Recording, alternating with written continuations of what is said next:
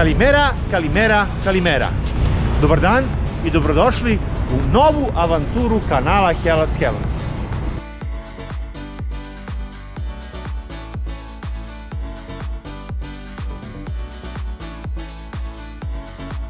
Danas krećemo na još jedno zimsko putovanje ka Solunu, gradu koji ima posebnu energiju u svakom godišnjem dobu. Na kanalu već imate 2 videa o Solunu, ali ćemo i ovog puta pokušati da budemo drugačiji i da vam pokažemo nešto novo.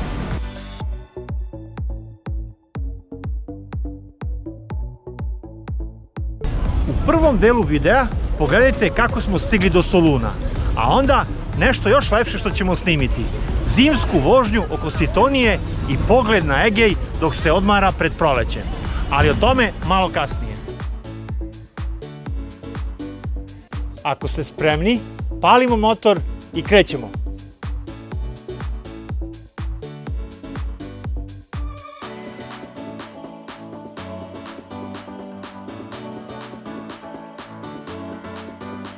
Avanturu tradicionalno započinjemo iz Jagodine, a do Soluna nas očekuje nešto više od 500 km i nadamo se oko 7 sati vožnje. Danas je pred nama prolazak kroz Srbiju i Severnu Makedoniju, dosta naplatnih rampi, 2 granice i naravno dobro raspoloženje koje nas uvek vodi ka Grčkoj.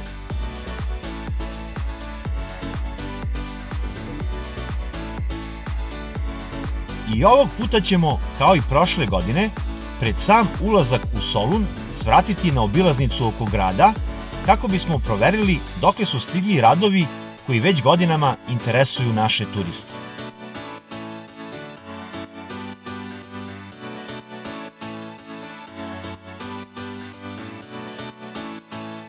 Putovanje u ovo doba godine ima svoju posebnu čar. Nema gužve, nema vrućine, sve ide nekako glatko i tiho. Samo da nas je i ova sitna kiša malo zaobišla, bilo bi savršeno.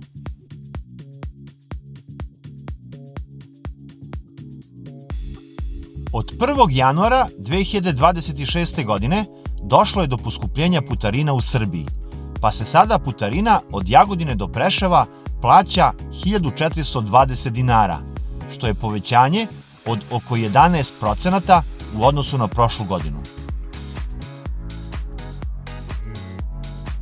Put kroz Srbiju, dug 246 km, prošli smo za 2 sata i 14 minuta, bez pauze, sa samo jednim zaustavljanjem na naplatnoj rampi Preševo. I evo nas već na graničnom prelazu prema Makedoniji. Ovde se ništa nije promenilo. Granični prelazi su i dalje spojeni, a za izlazak iz Srbije i ulazak u Makedoniju potrebno je pripremiti pasoše, saobraćajnu i vozačku dozvolu, kao i još uvek obavezni zeleni karton.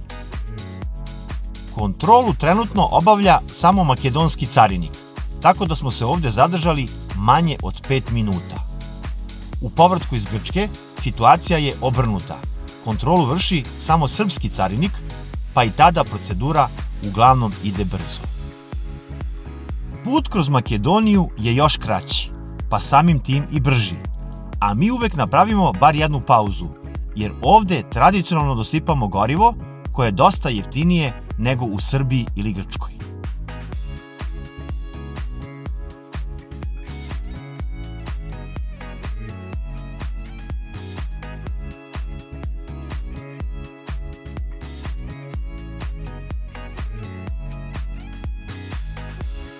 Benzinskih pumpi na samom autoputu kroz Makedoniju ima zaista dosta, ali nas nekako baš ova Lukoil podsjeća na lepe trenutke sa prethodnih putovanja.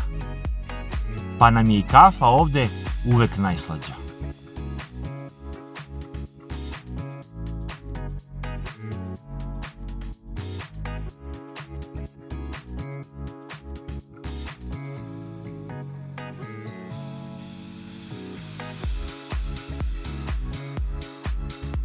Upravo ovde dolazimo do prve od 3 novine koje nas ove godine očekuju kroz Makedoniju.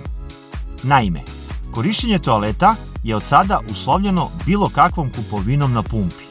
Nakon kupovine dobijate QR kod koji vam otvara rampu za ulazak u toalet. Kroz Makedoniju vas očekuje 5 naplatnih rampi i njihove cene se godinama ne menjaju. Mi, kao i kroz Srbiju, koristimo srpski tag, pa će nam već sutra ujutru banka skinuti iznos putarina koje smo danas prešli. Tabela koju vidite na ekranu prikazuje sve cene i kilometraže od ulaska u Makedoniju, da znate na kojim deonicama možete očekivati naplatne rampe.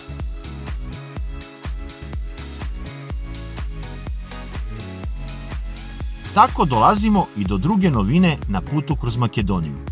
Postavljen je veći broj kamera za merenje brzine, kako kroz gradove, tako i duž autoputa. Kamere su prilično česte, a pre svake je jasno postavljeno upozorenje da sledi kontrola brzine. Zato obratite pažnju i prilagodite vožnju propisima. Nema potrebe za preterivanjem sa gasom kroz Makedoniju.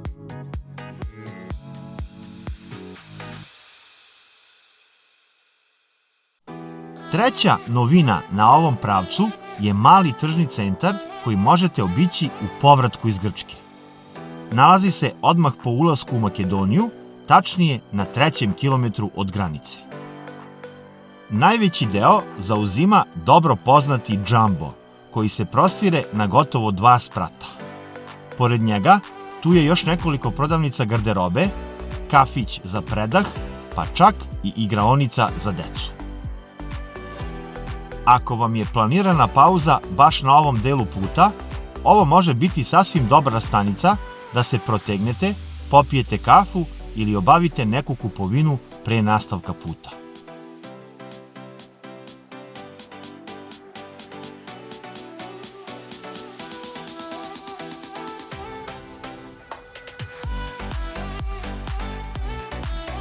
Put kroz Makedoniju je vrlo dobar, bez većih radova. I eto nas na izlazu iz Makedonije, na graničnom prelazu Bogorodica.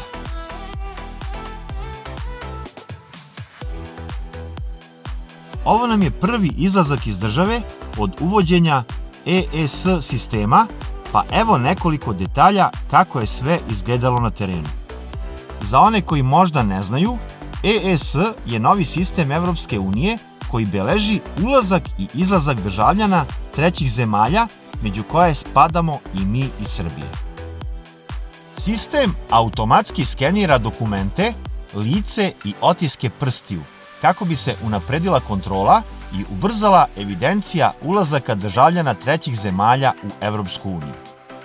Nije nam bilo dozvoljeno da snimimo samu proceduru ulaska, ali evo kako je to izgledalo u praksi.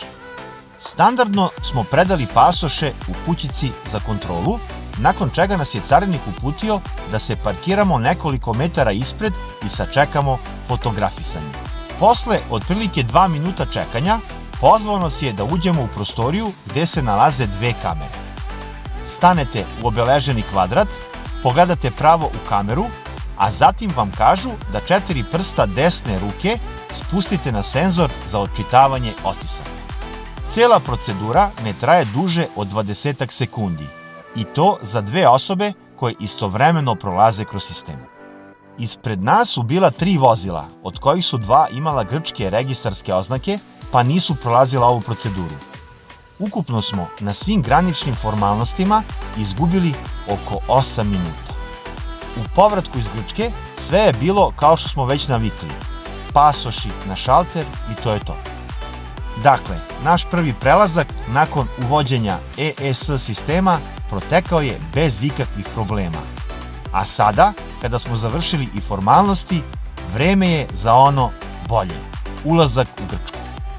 Kada putujemo dalje, odmah po ulasku u Grčku obično napravimo prvu pauzu. Ovog puta zadržat ćemo se baš kratko, čisto da vam pokažemo ovaj prostor i da uhvatimo par kadrova za tranziciju. Do krajnjeg cilja imamo još oko 80 km, pa se nećemo dugo zadržavati, samo malo da predahnemo, protegnemo noge i nastavimo put ka Solunu. A sada, vraćamo se na autoput i nastavljamo našu zimsku grčku avanturu. Do Soluna nas deli samo jedna naplatna rampa i ona se nalazi već na 3. kilometru od Evzonija. Biće i druge na obilaznici oko Soluna, koja nije neophodna da biste stigli do Soluna, ali će je u našem slučaju biti jer želimo da vam pokažemo dokle su stigli radovi na Ring Roadu. Plaćamo je 2,95 evra i nastavljamo dalje, pravo ka Solunu. Inače su putarine i kroz Grčku poskupele od 1. januara. Ova prva konkretno je skuplja za 55 centi.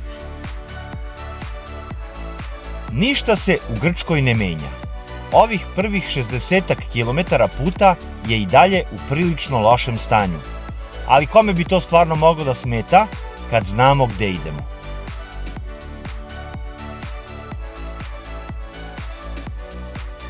Preskačemo ovo prvo skretanje koje vodi ka Solunu preko industrijske zone, a onda na 61. kilometru prelazimo preko nadvožnjaka i pratimo znak Solun.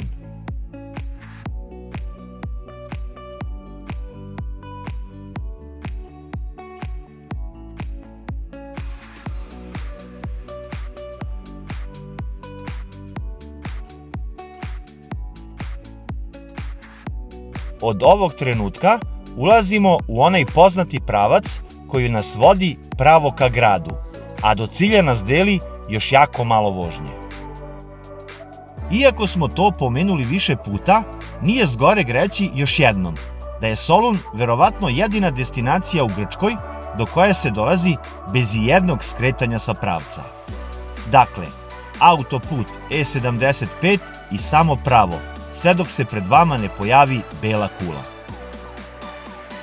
Tako biste i ovde, na 72. kilometru od ulaska u Grčku, nastavili pravo i centar Soluna je na 10 km odavde. Kako mnoge zanima kakva je trenutna situacija na obilaznici oko Soluna, mi ćemo ovde, prateći znake za Kavalu, Seres i Halkidiki, skrenuti desno i provozati se Ring Roadom kako bismo snimili dokle su stigli radovi.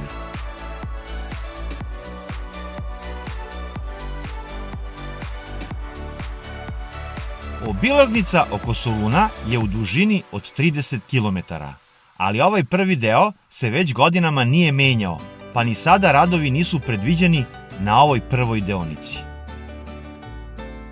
Na 10. kilometru Ring Roada stižemo i do druge naplatne rampe. Ona je od 1. januara 2026. 0,65 evra, što je 10 centi skuplje nego prošle godine. Dakle, oni koji planiraju letovanje na Halkidiki, ove godine neka za putarinu spreme 3,5 evra u jednom pravcu. 4 km nakon naplatne rampe, desno idu svi koji su se uputili na treći prs Halkidikija, do Kavale, Tasosa, a mi pratimo putokaz da je Halkidiki pravo i nastavljamo pravo.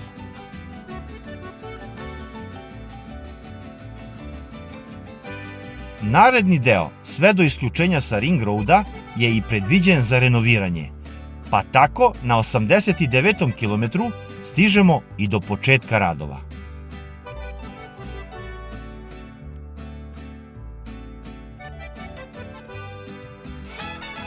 Gužvu na obilaznici oko Soluna možete i uživo pratiti na internet stranici flyover.imet.gr. Pa tako možete da odlučite da do Halkidikija stignete prečicom preko centra Soluna, ukoliko vam se učini da je tako brže. Prošle godine smo vam u putu do Polihrona pokazali i taj put, jer nam se dogodilo da je početkom juna Ring Road bio zatvoren na 48 sati. I to se desilo baš kada smo mu mi dolazili, pa smo bili prinuđeni da tako stignemo do Halkidikija. U svim ostalim slučajevima mi uvek biramo Ring Road, jer ovi radovi ne traju predugačko, a i do sada nismo naišli na situaciju da saobraćaj stoji. Jeste nešto usporeniji, ali smo se uvek kretali 60, 70 pa i 80 km na čas. Tako je bilo i ovog puta. Ima gužve, ali ne preterane, pa smo i ovih 12 km na kojima se izvode radovi prošli prilično brzo i bez većih zastoja. Što se samih radova tiče, vidi se da napreduju, ali isto tako je jasno da im se kraj još uvek ne nazire. Zato ovakvo stanje možete očekivati ne samo tokom ove sezone, već verovatno i narednih nekoliko godina.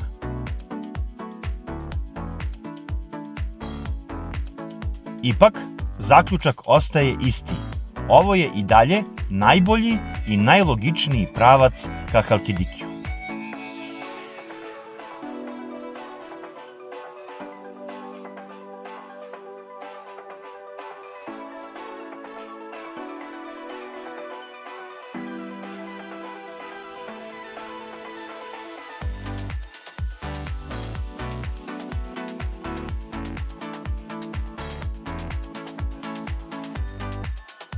Na 101,5 od Evzonija se isključujemo sa Ring Roada i pratimo pravac za Halkidiki.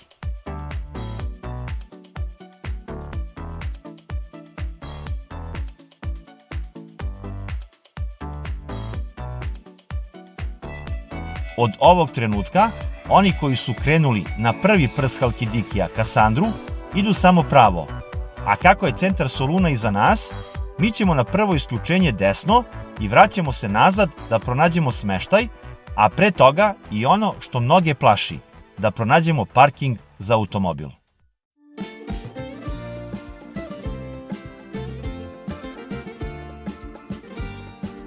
Najteži deo putovanja do Soluna sada već rutinski otaljavamo, jer smo pronašli otvoreni parking na kome uvek ima slobodnih mesta i gde nam je automobil dostupan u svakom trenutku. Za cenu bolje da nas ne pitate. 3 dana parkiranja koštaće nas koliko i jedno celo prenoćište za nas 4, ali takav je Solun. Skup za automobil, ali dragocen za dušu.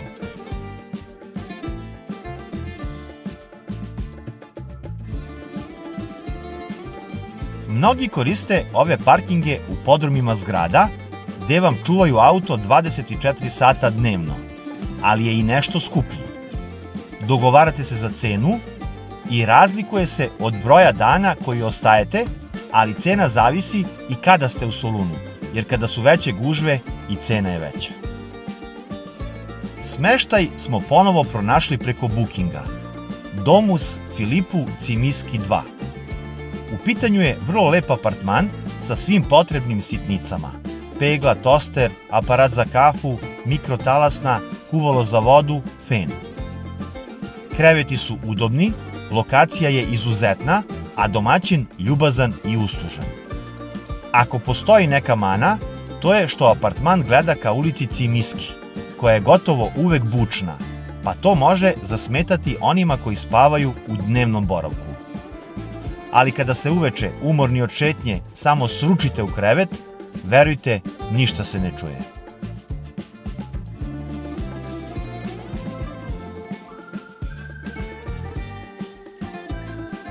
Koliko god puta obišli Solun, uvek nešto novo vidimo i saznamo.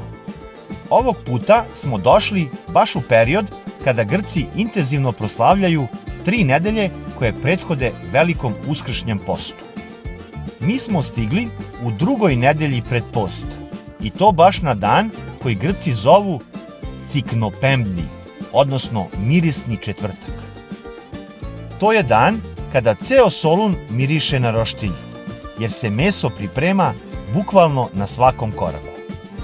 Običaj je da se tokom ove nedelje pojede što više mesa, jer već sledeće nedelje prestaje konzumacija mesa i ostaju samo mlečni proizvodi, da bi potom započeo i veliki uskršnji post.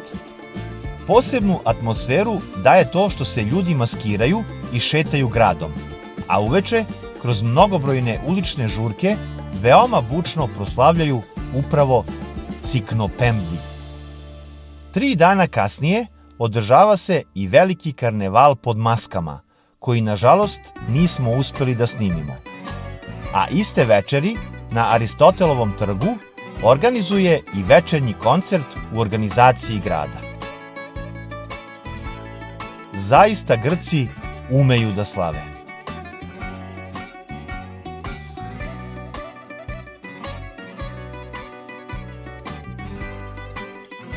Solun je, kao i uvek, pravo uživanje. Šetnja sa pogledom na more, veliki trgovi, prodavnice, hrana, opuštanje. Ugođaj za 10, bez sumnje.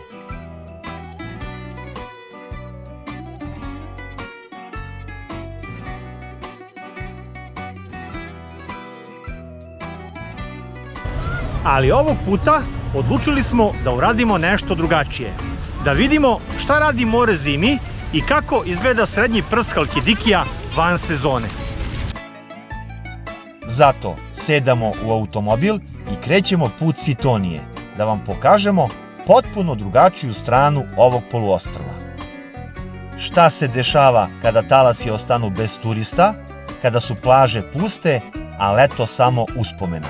Saznaćemo uskoro. Kiša koja je padala od ranog jutra malo nam je promenila planove.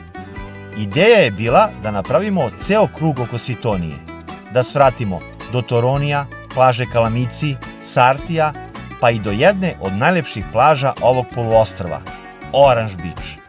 I na kraju zatvorimo krug u mestu Ormos Panagias.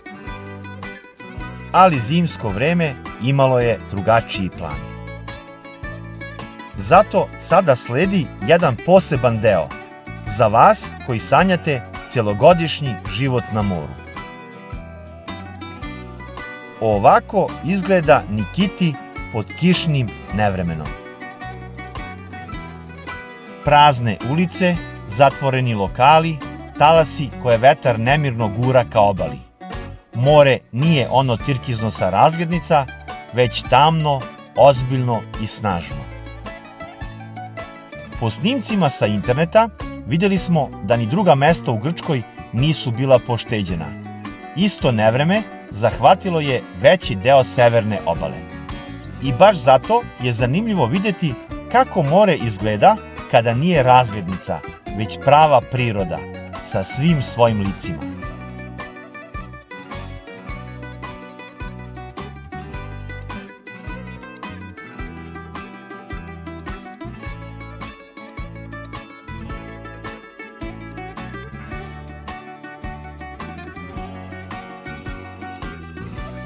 Kiša nas je ispratila iz Nikitija, a ovako izgleda jedna od naših omiljenih plaža na Sitoniji, Koviou Beach, po kišnom vremenu.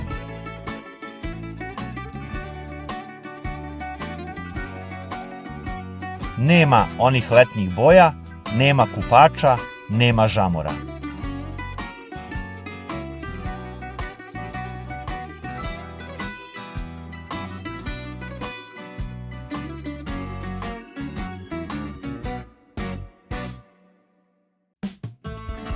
Kako smo se približavali Neos Marmarasu, vidjelo se da se vremenske prilike polako menjaju. Oblaci su počeli da se razilaze, a svetlost je postajala sve toplija.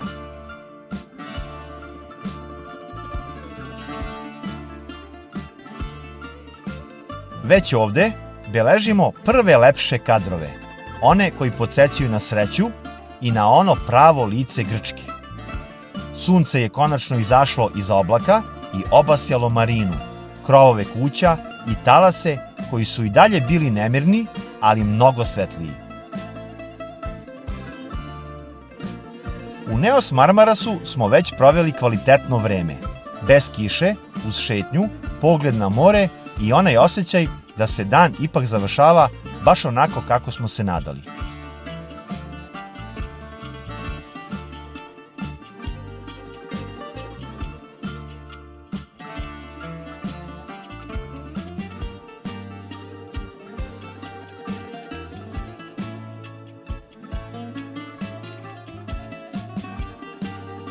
Kasno je već bilo da nastavimo krug dalje, ali smo svakako morali da se vratimo u Nikiti na putu ka Solunu, da pojedemo jedan sočan giros i da usnimimo malo lepše izdanje ovog mesta, kako nam ona siva kišna slika od jutros ne bi ostala u pamćenju. sunce je pred kraj dana učinilo svoje. Boje su se vratile, a Nikiti je ponovo izgledao onako kako ga volimo. Sve u svemu, još jedan prelep dan proveden u Grčkoj. Kiša nam nije pokvarila utisak, samo je učinila da još više cenimo trenutke kad se oblaci raziđu.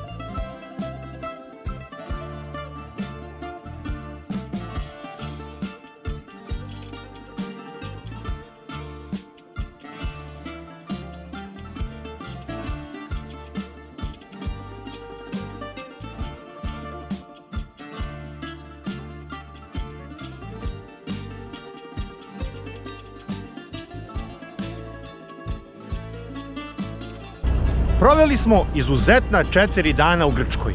Od kišovitog zimskog Soluna, njegovih ulica i mora, pa sve do Sitonije koja nas je dočekala kišom, a ispratila toplim februarskim suncem. Ovo putovanje nas je podsjetilo da je Grčka prelepa u svako doba godine. Čak i kada ulice Soluna vrve od ljudi, a more pokazuje svoju nemirnu stranu. Hellas Heavens avantura se ovde završava, ali već planiramo sledeće putovanje. Do tada, čuvajte se, putujte i uživajte u malim stvarima. Vidimo se uskoro. Živeli! Yamas!